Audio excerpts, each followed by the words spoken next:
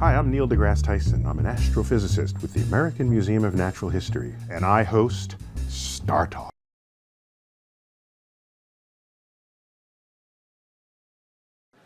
Let's start. UFO sightings. Here you go. You ready? Ready. All right. Someone says they saw a UFO. Remind them what the U stands for, okay? Unidentified. Because then they say, I saw a UFO. I say, oh, what did it look like? Oh, it was like a spaceship and it landed from another planet. And I said, you just said you didn't know what it was because you said it was unidentified. And so we have this urge, this irrational urge, which we all know, it's called argument from ignorance, where you don't know something and then you invent something. You go from not knowing anything to knowing everything about it, just by an invention of a comment or a thought. So, what I found, when people claim they've seen a UFO, you just get them to describe it. And then you get them to the edge where they then want to say it's an alien. And then you simply tell them, you started out by saying you did not know what it was. End of conversation. You have no evidence to say that you know what it is. Now, here's where it gets interesting. If you want to get abducted, that's the fun part. So, they get abducted. Now they tell you that they were abducted. You tell them, I'm sorry, your eyewitness testimony is not worth anything to me. Because no matter what eyewitness testimony is in the court of law, it is the lowest form of evidence in the court of science. And so you need something better than that.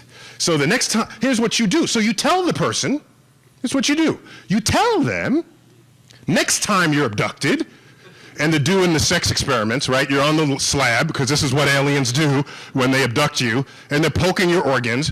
This is what you do. Tell the aliens, hey, look over there, right? And quickly grab something off the shelf that's on the spaceship, an ashtray or something. It doesn't matter what, okay? Because I can tell you, no matter if they flew here from another galaxy, no matter what you pulled off the shelf, it'll be some unlike anything we have here on Earth. There is stuff we have among us that was unlike anything else on Earth 5 years ago, 3 years ago, 2 years ago, okay? I pull out my iPhone, there's nothing like, I would be burned at the stake 10 years ago for pulling this thing out, okay? And this came out of our own culture. So then you just tell them, just grab something off the shelf next time, and until that happens, please leave me alone, okay? There. Now, meanwhile, in the United States, the 21st century, you can buy this book, How to Defend Yourself Against Alien Abduction. This is a real book. I bought it, I read it, and I heeded its advice. I remain unabducted. There are things like, don't drive alone down a dark roadway. There's that kind of, the book is all about what not to do. Actually, I think it would be kind of cool to be abducted by aliens, right? I mean, who in here would not want to, you all want to meet the aliens, right? If they're out there, of course. We're not anti-alien. We're just anti your account of the alien, that's all. Now, what pisses me off, inept aliens, okay? Here, you ready? So, here are aliens from another planet, another galaxy. They traverse interstellar space in their spacecraft. Trillions of miles. And they get to Earth and they crash. And I'm thinking, I don't want to meet these aliens. They can't land on Earth. Bring me somebody who knows how to navigate, okay? And then I'll have a conversation with those aliens. Until then, stay out of my face, okay? I don't like stupid aliens. Next. Oh, and you remember Close Encounters of the Third Kind? You know that movie, right? What was weird was, here's the mothership. We all saw the movie. If you haven't, go ahead. Who's the 15-year-old here? Have you seen that movie yet? Close Encounters of the Third Kind? Put it on Netflix, okay? All right. So the mothership comes, And they all knew the mothership was coming. They all knew it was a flying saucer. They all knew it came from another planet through the vacuum of space. And so what do? To the left of that monument, they set up runway lights. And I'm thinking, if you could travel through the vacuum of space, you don't need runway lights. Runway lights are like if you're using air for lift. Aliens would not need air for lift. So the people were not thinking this through. Those were inept producers. Do I believe in UFOs or extraterrestrial visitors? I'm not authorized to answer that question.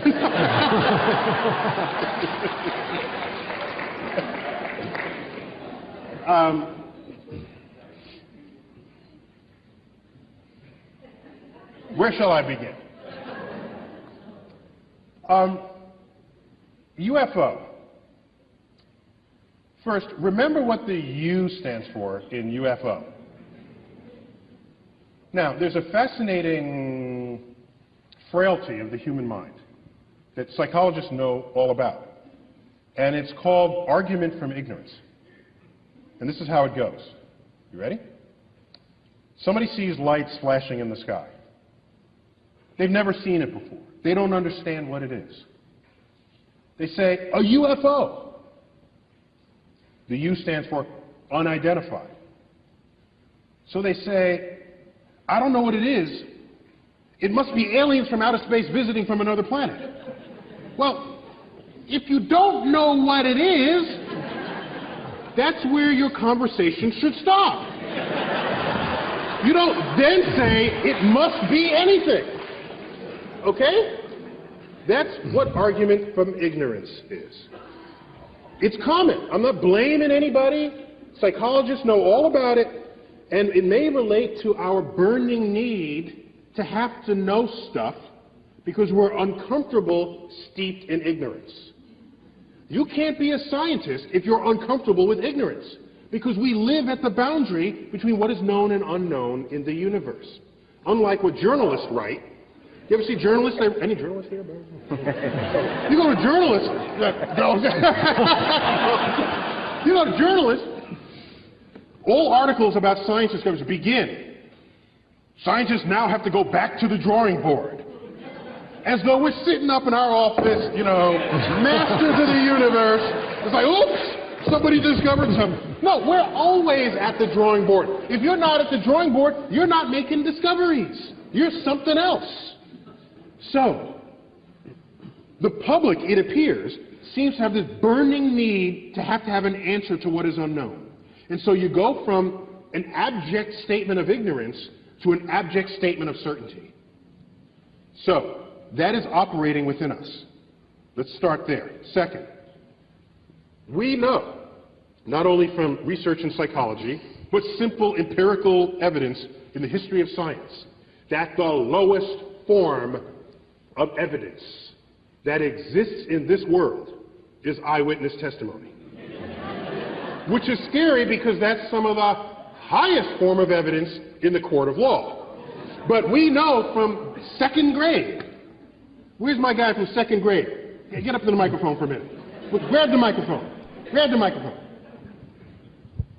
In your classes, have you done the famous experiment where you play telephone and you line up all your kids in class and one person starts with a story and then you hear it and you repeat it to the next person and the next person? Have you done that in class yet? Yes. You've done that experiment? Because what happens by the time you get to the last person and they retell the story? What happens? It's like completely different. It's completely different. Completely different, okay? Because the conveyance of information was relying on eyewitness testimony, which in that case is ear witness testimony. And so, thank you. So we know that. So he knows it. He's in second grade. All right. So, actually he should be in 12th grade as we've established. So now, it wouldn't matter if you saw a flying saucer. In science, even if you have something less controversial than a flying saucer, if you come into my lab and you say, you got to believe me, I saw it, and you're one of my fellow scientists, I say, go back, go home. Go back until you have some other kind of evidence that's not just you saw it. Okay? Because human perception system is rife with all ways of getting it wrong. Okay? But we don't like thinking of ourselves that way. We have high opinions of our human biology when in fact we should not. I'll give you an example of how it reveals itself. We've all bought and enjoyed books called optical illusions, right? Well, we all love optical illusions, but that's not what they should call the book. They should call them brain failures, okay? Because that's what it is. It is a complete failure of human perception, all right? All it takes is a few sketches that are cleverly done. Your brain can't figure it out, all right? So, we are poor data-taking devices. That's why we have such a thing as science. Because we have machines that don't care what side of the bed they woke up in the morning. Don't care what they said to their spouse that day. Doesn't care whether they had their morning caffeine. They'll get the data right, okay? So, maybe you did see visitors from another part of the galaxy. I need more than your eyewitness testimony. And in modern times, I need more than your photograph, which Photoshop probably has a UFO button today. Like, stick it in, right? So, on your computer. So, here's what you do. I'm not saying we haven't been visited. I'm saying the evidence thus far brought forth does not satisfy the standards of evidence that any scientist would require for any other claim that you're going to walk into the lab with. So here's what I recommend. Here's what I recommend. Next time you're abducted, because I'm ready for this. I'm ready. Okay? I get abducted, I'm ready. Okay? So you're there, you're like on the slab, because they always do like the sex experiments on you, on the flying saucer. So there you are, and they're poking at you. Here's what you do. You ready? You tell the alien, you're going to be alien for this, right? So you're poking me, all right? So then I say, finally, I'm on this side of the equation. okay. So I say, hey, look over there. And then he looks over there, you quickly like snatch something off the shelf, put it in a pocket, and then lay back. All right? Then you're done, you come back, you say, look what I got. Okay? I like stole the ashtray off the shelf of the flying saucer. And then you bring that to the lab. It's not about eyewitness testimony at that point, because you'll have something of alien manufacture. And anything you pull off of a flying saucer that crossed the galaxy is going to be interesting. Okay? Because even objects within our own culture. I got this device here, okay, the iPhone. 10 years ago, they would have resurrected the witch-burning laws had you pulled this thing out, okay? And that's in our own culture. Our own culture produced this over a 10-year span. So if there's some technology that crossed the galaxy, that's going to be some serious stuff to look at in the lab. Then we can have the conversation. Until then, I can't, I'm sorry. Go ahead, keep trying to find them. I'm not going to stop you. But get ready for that time you are abducted, because I'm going to be looking for your evidence when that happens. And last point on that is, there are people who look up all the time. Like, for example, the community of amateur astronomers in the world. I was an amateur astronomer. We look up, we come out of a building, we look up. Doesn't matter, we're looking up. UFO sightings are not higher among amateur astronomers than they are in the general public. In fact, they're lower. You say, well, why is that so? Well, because we know what the hell we're looking at. We know. Do you know? I don't. Because we study this stuff. Do you know there was a UFO sighting reported by a police officer, because we think that because you have a badge or you're a pilot or you're whatever, that your testimony is somehow better than that of an average person. It's all bad because we're human, okay? So there was a police officer who was tracking a UFO that was swaying back and forth in the sky. Okay? Reported on the hot, they're in one of the, what do you call the car? The squad car, chasing a UFO, and the UFO's moving back and forth like this. Okay? Later it turned out the cop car was chasing Venus, And he was driving on a curved road. But was so distracted by Venus, he thought Venus was the one moving, and he wasn't even thinking that he was doing this. So, I have seen things which, without my background in meteorology and astronomy and looking up, I would have reported to the police department. I would have. Like orographic clouds that form above huge mountains that are circular. And they're above a tall mountain, which means wherever you are, the sun can set for you before it has set for the cloud, darkening the skies, yet this cloud is now illuminated by sunset colors, which are what? Red, yellow, orange, and it's circular. There have been reports of hovering circular UFOs with light beams on them because people are looking at this cloud formation on top of mountains. So, maybe we have been visited by aliens. Maybe they've even landed. But why do they land in, like, the farmer's yard and not, like, Times Square, all right? And then I worried, like, maybe they had landed in Times Square, but nobody took notice. You know, because that's the really big problem there. And there's a huge answer to it, because there's a lot built into it. So, here's another concern I had. Oh, you said about movies earlier? Remember Close Encounters of the Third Kind? Absolutely. You remember that? And the aliens come in this big flying saucer? Sure. Okay? And what do? We turn on runway lights for it. I'm thinking, flying saucers don't need runway lights. They're flying saucers, for goodness sake. If you put a bullseye or something. You did need them when we landed on the moon. Don't put runway lights for this thing.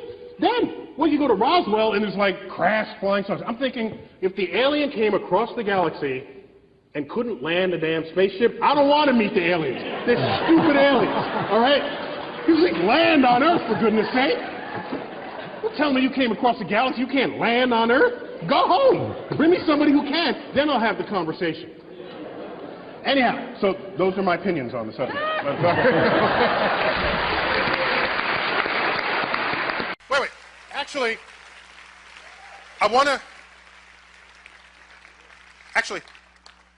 I have one encore, if I may. Can I call it an encore? Okay, I have a thought that I find completely disturbing that I just want you all to have so that you will lose sleep tonight, just as I do. Are you ready? This will be our parting thoughts together, okay? Humans tend to be unjustifiably hubristic about who and what we are in the animal kingdom and in the world. Just one example. We have these books that have optical illusions in them. Who doesn't love a good optical illusion? We all love optical illusions. The simpler, the better. Why do we call it optical illusions when it really should be called a book of brain failures? Because that's what it is. Oh my gosh, is it out of the diagram? I can't figure it. It's brain failures. We don't call it that, but that's what it is. Okay, we think very highly of ourselves. We call ourselves intelligent. By what measure? Oh, so we list things that we do that no other animals can do. So we say, oh, we have poetry and philosophy, and we have the Hubble telescope, and we compose symphonies. We're intelligent. That is our measure. All right. Well, I studied this briefly, and you ask, well, what is the next closest species to human beings? Basically the chimp. Okay? And how much DNA do we have in common? It's like 98% identical DNA. All right? But we are prone to say, oh, but what a difference that 2% makes. All the chimp can do, maybe it can stack boxes and reach a banana. Maybe. Maybe it can combine a few hand signals. Maybe. But look what we do. So we are convinced that whatever is in that 2% is significant. But I want to pose to you a disturbing thought.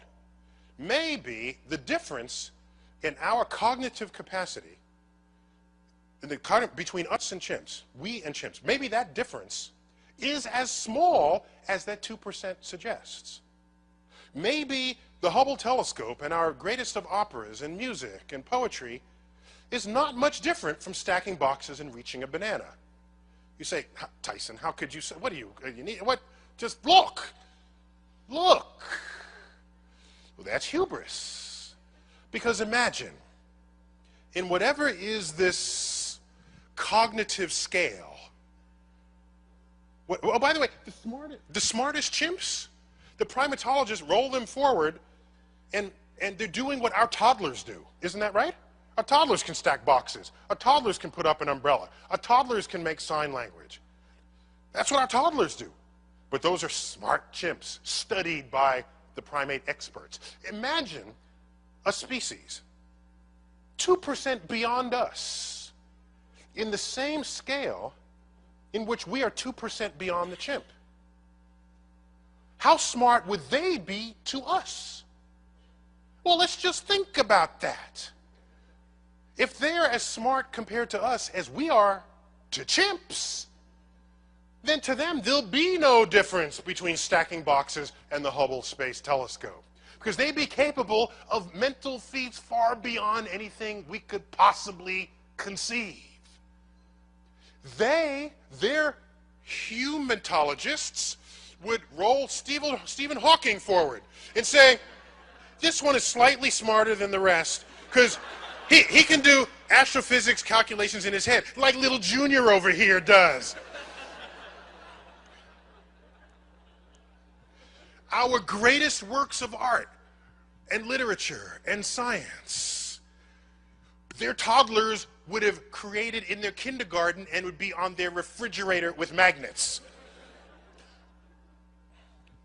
Oh, look, little Junior just derived all of quantum mechanics. Isn't that cute? Put that on the freezer door. Oh, is this your 20th sonata? Oh, that is so cute. We call ourselves smart. You don't know if you're smart or not until you have another species blow you out of the water. And what I'm about to tweet this evening, because it disturbs me, I got to get it off my chest. There's a worm in the street. You walk by it. Does the worm know that you think you're smart? The worm has no concept of your smarts, because you're that much smarter than the worm. So a worm has no idea that something smart is walking by it, which makes me wonder whether we'd have any concept if a super species walked by us. Maybe they're uninterested in us because we're too stupid for them to even imagine having a conversation. You don't walk by a worm and say, gee, I wonder what the worm is thinking. It's just not a thought that you have. So one of the best pieces of evidence for why we haven't been visited by aliens is that they have actually observed us and concluded there is no sign of intelligent life on Earth. Thank you all. Thank you. Thank you. Thank you.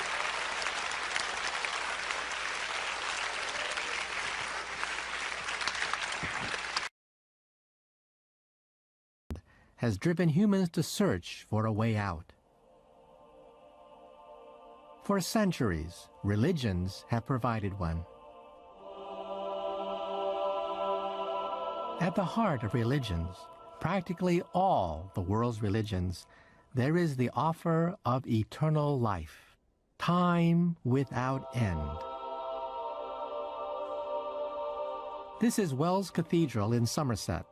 For the past 800 years, every Christian who's walked in here has been reminded that their soul is immortal. So I imagine that the promise of eternal life was a powerful incentive for the people who worshipped here. From their Bible, they knew that God controlled time. They read that Adam had reached over 900 years of age, and Methuselah, the oldest, he lived to be 969 years. So they knew God had the power over earthly time. And they believed that God could grant them an infinite life extension. It was essential that graveyards be placed close by so that the living and the dead were almost side by side. To the medieval mind, death was viewed as a phase, as nothing but a natural continuation of life.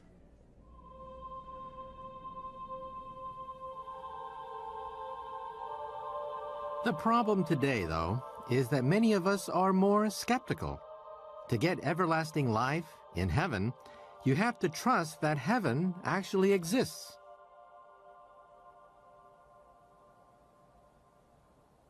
Speaking as a scientist, I think that there is a problem with regards to the afterlife and religious immortality, and that is there's no proof that it exists. Remarkable claims require remarkable proof. But maybe you don't need proof. Well, I do.